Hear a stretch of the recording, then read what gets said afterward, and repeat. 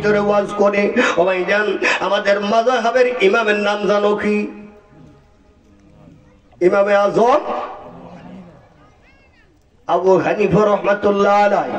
খেয়াল রাখবেন বাবা, উনি হলেন চার মাযহাবের মধ্যে হেডকোয়ার্টার, তার মানে বড় মাযহাব, বড় ইমাম, বড় আলেম। চার মাযহাবের আলেমের মধ্যে উনি হলেন বড় আলেম। এই জন্য ভাইজান উনি এক নম্বরে আসছে। প্রথম সিঁড়িতে হলো ইমামে আজম আবু হানিফা রাহমাতুল্লাহি আলাইহি।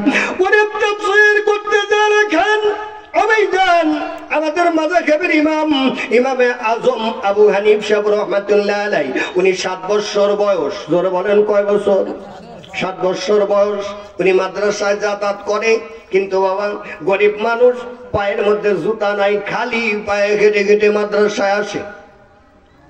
ওস্তাদ দেখছে আমার ছাত্রটা এই চৈত মাসের রোদ্রের মধ্যে খালি পায়ে মাদ্রাসায় আসতেছে, ওর পায়ে গরম বালুর তাপ লাগে। ওস্তাদ বলেছে, বাবা নোমান না, তোর মাদ্রাসা ছুটি হইলে তুই আমার কামরায় আসবি রে বাবা। এবার যখন কামরায় চলে গেছে মাদ্রাসা ছুটি হওয়ার পর, এবার বলতেছে, বাবা রে মাস শেষ হয় নাই এবং কি শেষের দিকে চলে আসছে, আমার পকেটে টাকা নাই, আমি বেতনও পাই নাই। যদি বেতন পাইতাম তাহলে তুমি খালি পায়ে মাদ্রাসায় আসো, তোমার নতুন এক জোড়া জুতা কিনে দিতাম। আমার কাছে টাকা নাই বিদায় বাবা রে, আমার এক জোড়া পুরান জুতা তোমারে দিয়ে দিলাম, আগামী কালকে থেকে এই জুতাটা পায়ে দিয়ে তুমি মাদ্রাসায় আইসো। সুবহানাল্লাহ বলেন। ভাইজান 5 মিনিটের মধ্যে আমি বয়ান সমাপ্ত নিয়ে যাব। ভাইজান বারে আমার, ও বন্ধু গভীর মনোযোগ খেয়াল করেন, কেন আমরা মাদ্রাসায় লেখাপড়া করেছি, কেন আমাদের ছেলে পেলে মাদ্রাসায় আমরা দেব। ও বন্ধু, এবার জুতাটা ওস্তাদের জুতাটা নিয়ে বাড়ি গেছে, রাত্রে লেখাপড়া শেষ করে চিন্তা করতেছে ওস্তাদ আমারে জুতা পায়ে দেওয়ার জন্য বললো, কিন্তু ওস্তাদের জুতা আমি ছাত্র হয়ে কেমন করে পায়ে দেই। সুবহানাল্লাহ বলেন। ওস্তাদের সম্মান আছে না নাই? জোরে বলেন আছে না নাই? ওই জন আমার, এবার রাত্রিবেলায় ওস্তাদ যেই জুতাটা দিয়েছে, এই জুতাটা হলো কাপড়ের জুতা, নিচের তলাটা খসাইয়া নোমান ইবনে সাবিত উপরের কাপড়টুকু দিয়ে মাথার টুপি নিজের হাতে বানায় নিছে। জোরে জোরে কোন মারহাবা। ওস্তাদের জুতাতে মাথার টুপি বানাইছে। পরের দিনও মাদ্রাসায় গেছে, কিন্তু ওস্তাদের পায়ের জুতার টুপি তার মাথার ভিতরে আছে, কিন্তু পায়ে খালি পায়ে জুতা নাই। সমান তালে বন্ধুরে দেখাই ওস্তাদ তারে পিটন শুরু করেছে। আরো শিক্ষকরা আসছে, হুজুর ওরে মারেন কেন এইভাবে? কয় কি লেগে মারি, কে জানেন না তো? কয় না তো জানি না। কয় আল্লাহ ঘরে মারি। যখন এই গরম বালুর উপর দিয়ে হাইটা আসে, ও আমার ছাত্র, ওর পায়ের ভিতরে গরম বালুর তাপ লাগে, ওই তাপ ওর পায়ে লাগে না, হাকিকতে আমি ওস্তাদের কলিজায় লাগে। সুবহানাল্লাহ বলেন। ওই যে আমার আমি নিজ চোখে দেখেছি, কারণ আমার কথার দরকার আছে, যেহেতু আমার মাদ্রাসা। ভাইজান এই মাদ্রাসার মুহতামিম আমার বড় ভাই মুফতি সাব্বির আহমদ সাহেব, আমি নিজের চোখে দেখেছি রাত্রি 12টার সময় ছোট্ট ছোট্ট বাচ্চা ছেলেদের কোলে করে উঠায় বাহিরে পেশাব করায় আবার নিয়ে ঘুমায়। সুবহানাল্লাহ। বাবা ওস্তাদ কাকে বলে, অভিভাবক কাকে বলে, গার্জেন কাকে বলে?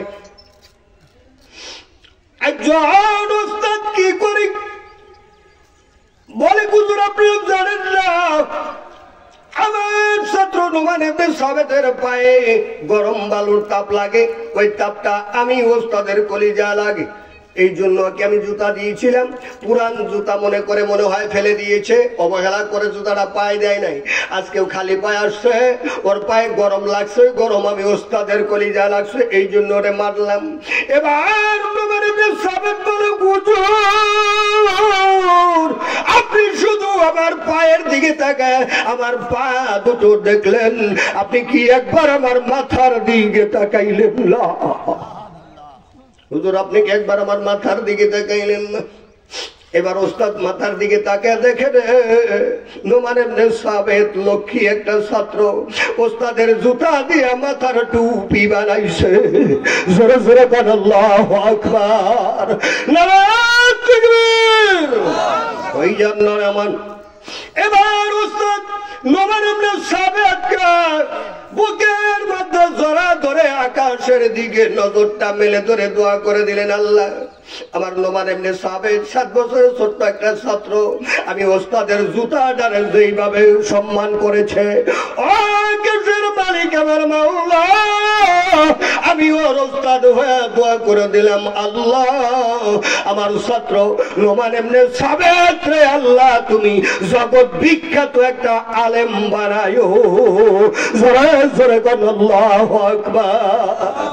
তবে জান ওস্তাদ ছাত্রের জন্য দোয়া করতে দেরি হয়, আল্লাহর দরজায় দোয়া কবুল হইতে দেরি হয় না। আল্লাহু আকবার বলো। তবে জান এই মঞ্চে বসে কথা বলবেই তাগত, আমি গুনাহগারের শক্তি নাই বললেই চলে।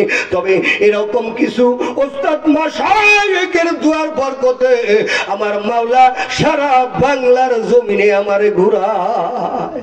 আল্লাহু আকবার বলো। ওই জানদার আমার ওস্তাদের দোয়া নিয়ে যদি ওস্তাদের দোয়া কারোর উপর থাকে, নোমান ইবনে সাবিতের জন্য আল্লাহর দরজায় দোয়া কবুল হয়ে গেল।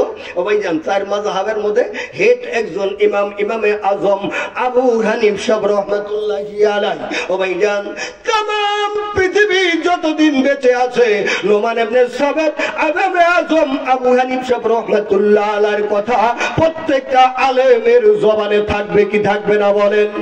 থাকবে কি থাকবে না? ও ভাইজান নোমান ইবনে সাবিত যদি মাদ্রাসায় না আসতো তাহলে কি ওস্তাদের এই দোয়া পাইতো? জোরে বলেন পাইতো? আমি যদি মাদ্রাসায় না গেতাম তাহলে কি ভাইজান আব্দুল আজিজ সাহেবের দোয়া পাইতাম, আনোয়ারুল ইসলাম সাহেবের দোয়া পাইতাম? ভাইজান ধরে আমার মাদ্রাসায় গেছি দুধে পেয়েছি, আল্লাহ বলেন ওয়াসিলা, যে কোনো একটা উসিলা, ভালো একটা উসিলা ধর, ওই উসিলা ধরলেই আমি আল্লাহ তোকে কবুল করব। জোরে জোরে গান মারহাবা। এই জান আমার আমি তো আসলে ওয়াজের জন্য না, তো আমার ভাইজান একটু আমাকে আবদার করেছে তাই একটু কথা বললাম। তো এ পর্যায়ে আমি আমার আলোচনা এখানে ইতি টানছি।